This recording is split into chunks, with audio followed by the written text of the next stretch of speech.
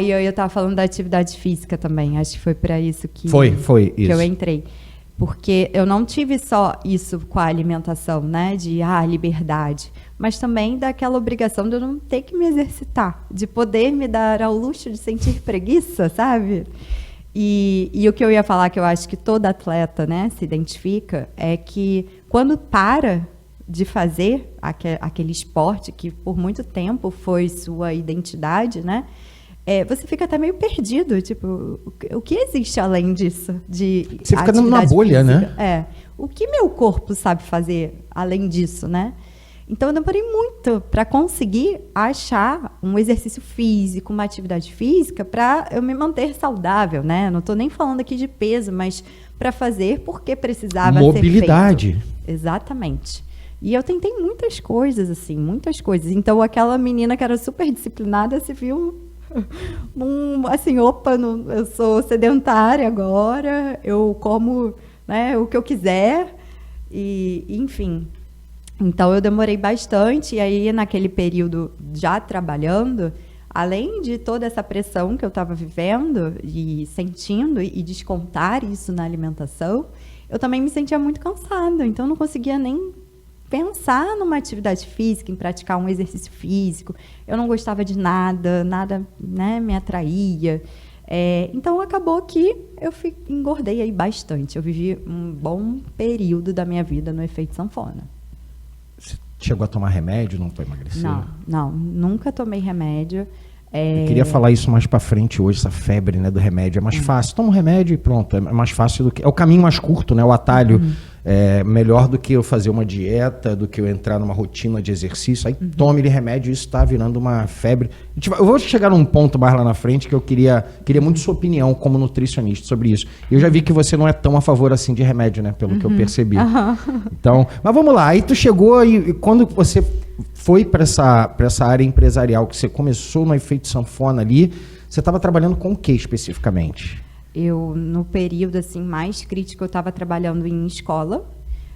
E era uma escola que tinha um cardápio, porque todos os cardápios são firmados a partir de contrato, né? Então, varia de lugar para lugar.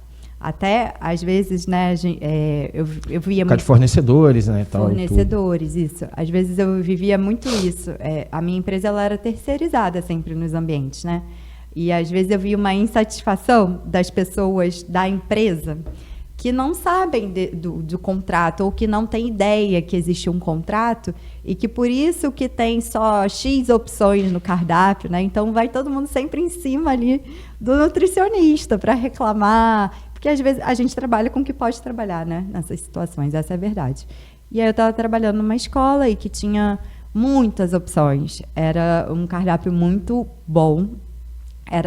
Dessa parte de restaurante era até legal de trabalhar, porque a gente podia fazer muitas coisas legais, muitas opções de receitas mais saudáveis. Você tinha mais liberdade para trabalhar? Sim, tinha mais liberdade. Mas também tinha um outro lado, que era esse cardápio farto. Tinha um confeiteiro maravilhoso. E eu sempre conto essa história, porque agora ela é engraçada, né? Mas esse confeiteiro, ele era muito bom mesmo. Ele fazia tudo. Até ele fabricava o doce de leite que a gente usava no doce. Que sabe? Isso? Era muito assim bom. E ele levava potes na minha sala, porque ele queria me agradar. Ele levava potes na minha sala para eu provar o doce de leite, para provar as sobremesas. E quando você é nutricionista de restaurante, você tem que provar o cardápio inteiro, Sim, todos os dias, para poder liberar esse cardápio, né, para o consumo. Não só para ver sabor, mas para ver textura, consistência. Então, às vezes, assim, eu chegava às 7 horas da manhã, eu estava provando feijão, né? Para ver se já podia Mas aí vira um liberar. hábito, né? Acaba virando hábito, é teu trabalho. E aí, só que com doce, eu não provava apenas. Eu comia a porção toda que ele me trazia, sabe? Ele trazia uma porção, não era tão grande, mas um potinho assim. Mas eu comia todo. A prova é o quê, né? Uma colher seria suficiente. No máximo 2, para tirar a dúvida. Mas eu acabava comendo tudo, né? E era uma fase realmente que eu sempre falo assim, eu percebo isso hoje, né? Eu fingia não me importar com o que estava acontecendo, mas no fundo, era uma fuga. Era uma fuga. E eu fingia não ver o que estava acontecendo, sabe? Era melhor para você deixar passar, era mais vambora. confortável, sabe? Mas eu comecei a ter consequências para minha saúde, né? Comecei a ter ali um princípio de gastrite. Poxa, eu estava com 25 anos, sabe? Colesterol começou a dar alto. Com 25 anos. Fora excesso de peso, né? Que era, claro, as roupas, né? Você vai vendo mudanças acontecendo. Você estava com sobrepeso? Tava. Com 25 anos? Tava. Eu não consigo, olhando para você, eu não consigo te imaginar com sobrepeso. Tava. Até, às vezes, compartilho isso no meu Instagram, nas redes sociais, para mostrar, né? E assim, a minha mudança, ela foi com reeducação alimentar. Total. E a prática de atividade física, claro, né? Não teve ali medicação, nada disso. Então, foi mudança de hábitos de vida, sabe? Por isso que eu sou tão a favor disso. E porque eu vejo, né, a diferença.